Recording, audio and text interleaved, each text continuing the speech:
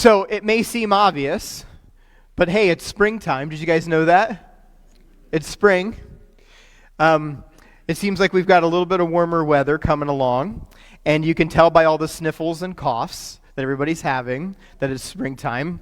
I know last week I got out, walked out of the house and got into my car, and I had to use the windshield wiper fluid to get all of the pollen off of the windshield, which is another indicator that it is spring.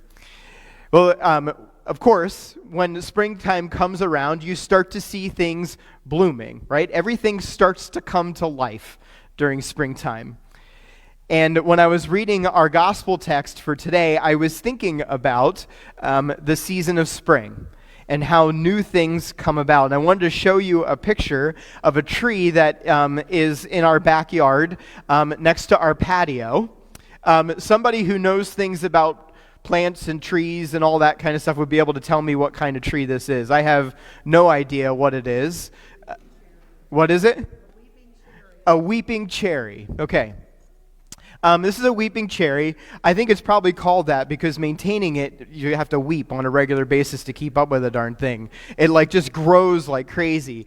But it was, this tree was planted at the corner of our patio about 20 years ago by the church's caretaker who used to live in the house before we did. And they planted that tree at the same time that they put down or built the patio behind our house. And it's a beautiful tree. At our home, we call it Ellie's tree because it always blooms around Ellie's birthday. Ellie's birthday is tomorrow. And so we call it Ellie's tree because it always blooms at the time when we celebrate her birthday. But last week, I had gotten home from church, and there was a group of people standing at our back patio. And the church has decided that it's time to replace the patio. It's been about 20 years since it was done, and it had all these pieces of slate. And the caretaker, when they had put down the patio, did not do a very good job of prepping the surface underneath. And so over the years, the pieces of slate have sort of heaved, and it's really uneven, and there's weeds and stuff growing up in the cracks between the patio. And so the church is getting ready to replace the sidewalks all outside of the building, and they decided while they were doing that, they wanted to replace our patio as well. It was getting to be kind of an eyesore. And we started having conversations, and they decided not only did they want to replace the existing patio, but they wanted to extend it out, make it just a little bit bigger for us, which meant that Ellie's tree is going to have to go. Yeah, right? And it was a kind of a moment of sadness. I have sort of a mixed relationship with this tree, knowing now its title, of trying to keep up with it throughout the summer. It has a tendency of attracting the little beetles. I don't know what they are, but the beetles come out and they hang out on this thing once out for one time out of the year. And it makes the beetles just flying all over the place. You'd have a hard time being out in the patio because of it. And so, but I love it because it is a beautiful tree, right? And it made me think about how we as people live in a natural life cycle where things start, things grow and they live, and then eventually they die. And then a new life cycle, or the same life cycle, sort of takes hold in our lives, right? And that happens in every aspect of our lives. It happens naturally within the seasons, right? Where we see the wintertime is completely bare. Everything is sort of dead, right? Nothing is really growing. Comes into spring, and then we've got new growth. And then in the summer where everything is blooming and blossoming and green and beautiful and all of that kind of stuff. And then in the fall, we watch as things die. And then the cycle starts over and over and over again.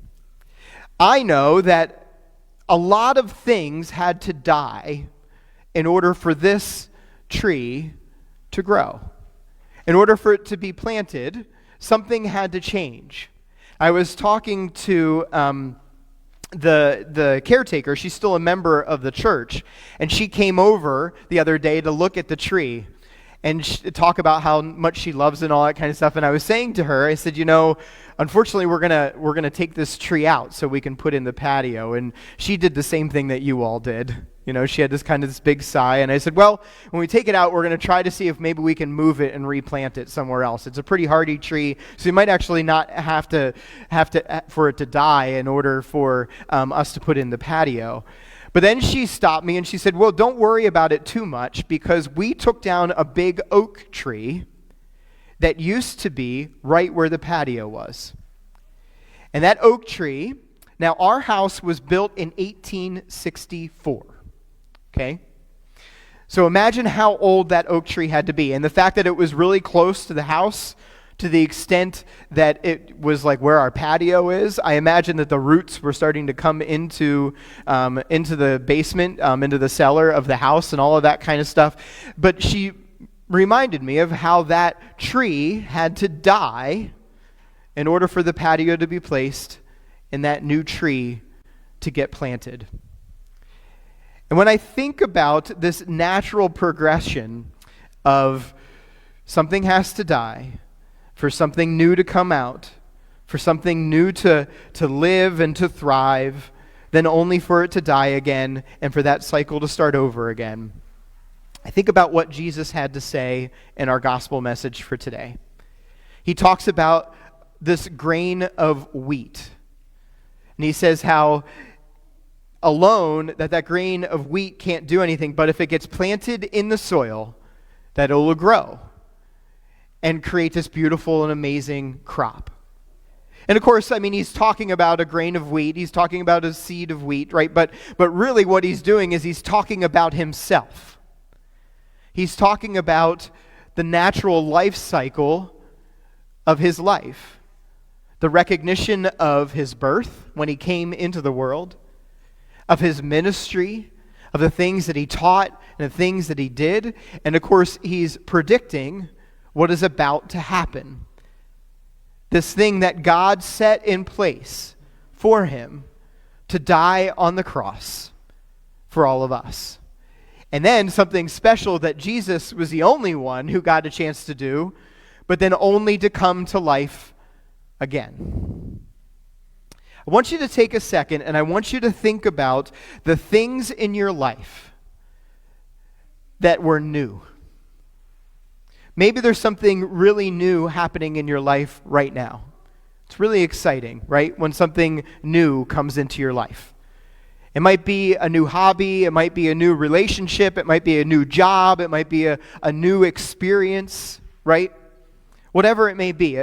But whenever something comes into our lives that's new, it's really exciting and it's energizing and it's filled with hope. And then that new thing sort of gets solidified into our lives and it becomes into the framework and the habit of our day-to-day functioning and experiences and all of that kind of stuff. Till eventually that thing, whatever it is, dies in some way. And that death can be something that's really easy. It can be something that's really welcomed by us. We accept it, that reality of that thing needing to go away, right? Sometimes that death can be something that is really painful and really hurtful and something that we struggle with on a regular basis.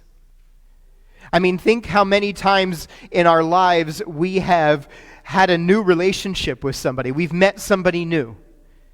And we're getting to know each other, and it's a positive relationship, and it's going really, really well, right? And it's super meaningful. And maybe that relationship lasts 5 years, 10 years, 15 years, 50 years. And then that relationship ends. That relationship may have ended because of death. That relationship may have ended because there was a disagreement. That relationship may have ended because somebody hurt you. And there's a death of that relationship, and that can be super painful. Other times it can be a welcome thing. That relationship can not be a good thing for you, right? And suddenly when you're released from that relationship, it feels good. You think to yourself, wow, that's not so bad. And then something comes into its place over and over and over again.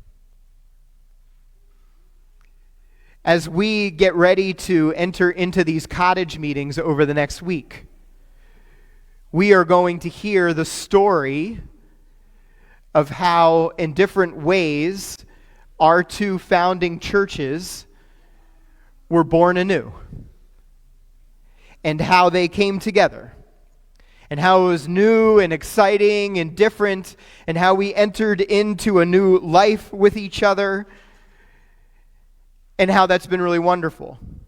But the reality is that newness was the result of death. That newness was the result of something going away. For many of us, it meant letting go of the individual identities that we had at Trinity Lutheran Church or Christ Lutheran Church. But particularly for us, as we think about what it means to be the church today in this world, it means letting go of the things and the way that the church used to function, used to be, the ministries that used to exist, and those things that needed to die so that something new could come out of them. And not only that, but the recognition that our two buildings are a part of that process as well. That our two buildings at one point used to be new, used to be exciting, used to be built from the ground up. And now we're faced with the reality of needing to realize and reimagine and dream what it looks like to reinvent those things in new and different ways. But the process that we have to go through can be painful. It can be hard. It can create emotions inside of us that we struggle to accept. But folks, this doesn't just happen in the church. It happens in our lives on a regular basis too, does it not? Think about how many different ways and how many different times that new things have come up in our lives, but they had to come up as a result of a death that happened first. Jesus talks about that in our gospel text for today. He makes it very clear that what he is about to go through is something that he has to go through. He has to die first before new life can emerge. This was what God chose for him. And this is the same thing that God chooses for all of us. It's not easy. But the reality is that in our lives, we are caught in a constant cycle of new life, living and celebration, and death and resurrection over and over and over again. And that cycle can be really hard at times, it can be really rewarding at times, and it can be really hope-filled at times. As we get ready to enter into Holy Week, we will be reminded of the significance of death and what that meant for Jesus, but more importantly, what it means for all of us. The reality that no matter how many times we go through that cycle in our lives, over and over and over again, that Jesus did it first, so that no matter where we are in that cycle, we can know that God is with us. That God will guide us through those times, both good and bad, and will ultimately bring us back to a place filled with hope, love, and expectation, knowing that no matter where we are in that life cycle, that God will chooses to love us over and over and over again. In this season of Lent, I hope we allow that sense of hope to fill us up, no matter where we may be, with whatever experiences we may have. Because it's that sense of hope that gives us the sense of joy that we need in our lives over and over again. Amen.